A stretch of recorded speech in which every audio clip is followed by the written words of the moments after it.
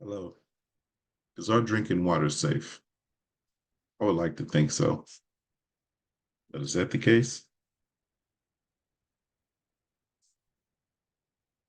According to the Environmental Protection Agency, or the EPA, they estimate over 9.2 million lead service lines exist in the United States. Texas has 7% of those. 7% might not sound that high, but in a second, I'm going to show you another graph where you can see pretty high. What's wrong with lead? Okay, lead is very dangerous. It can lead to high blood pressure, central nervous problems. This is the water that we're brushing our teeth with, that we're consuming, that we're drinking. And if this water has lead in it, even consuming it up to 2 weeks, 3 weeks could have severe damages to you. Children exposed to this could have learning disabilities, hearing impairments, and as such. So greater than 460,000 in Texas, projected in Texas, as you can see on this map. So in our own backyard, this is going to be kind of the tale of two cities. Clyde, Texas. Clyde, Texas, located east of Abilene, Texas, in West Texas, recently had elevated levels of lead in their drinking water. Two families in Clyde, Texas. Okay. Abilene, Texas, put out a notice in December. This notice is kind of blurry, but this notice is putting the citizens, just basically making them aware that, hey, you have lead service lines and we're working on replacing those. We have some things in play, but you could be potentially affected by lead, and you want to make sure you're aware. These are the steps that of what you could reduce your exposure, and this is how you can get tested. Okay. Now, in our text, we talked about in chapter 11, we talked about inorganic pollutants like metals, salts, and acids from the weathering processes. But we also have processes from service pipes. So the picture on the bottom left, on the left side of the pipe, that's a lead, old school lead service pipe that we're talking about today. On the right side, that's a copper pipe. So that's what you want, copper.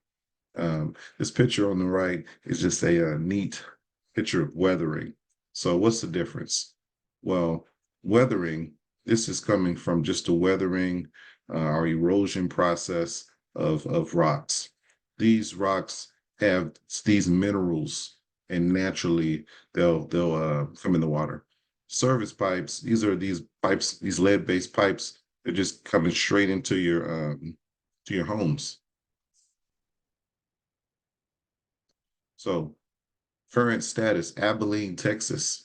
Now in Abilene, Texas, they're proactively replacing the pipes. They have over 40,000 service lines in inventory, and their goal is to eliminate all of them and replace all of them.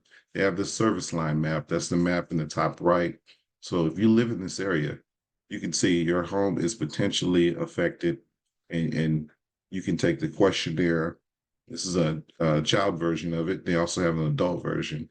And if you answer one question with a yes, then you're going to get tested. This also is a dashboard that they have on their site.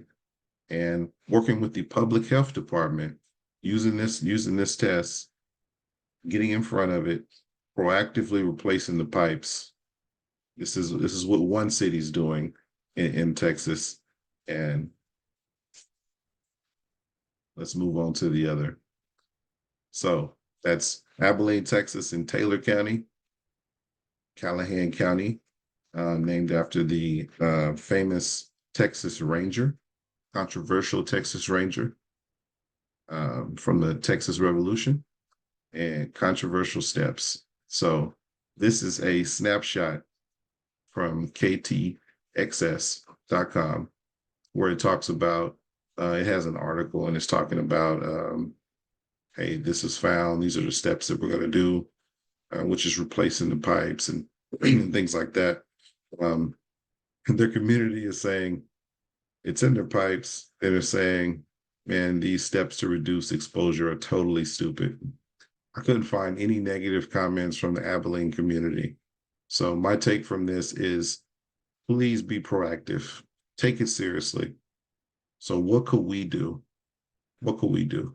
Um, Questionnaires, testing, looking at that and being responsible in our own homes, push our local government to, if we do have these lead service lines in our areas, please change them. So I think Abilene is a city that's doing the right thing. They exist, but they're proactively investing money into changing those out. These are some of the references that I used for this presentation. If you have any questions about it, please shoot me an email and we can dive into it a little bit more. But this resonates. I wanted to talk about this topic because it resonates with me, being a minority. And you hear a lot about the minority neighborhoods, like I mentioned earlier, in Flint, Michigan, and Jackson, Mississippi, that are affected by this.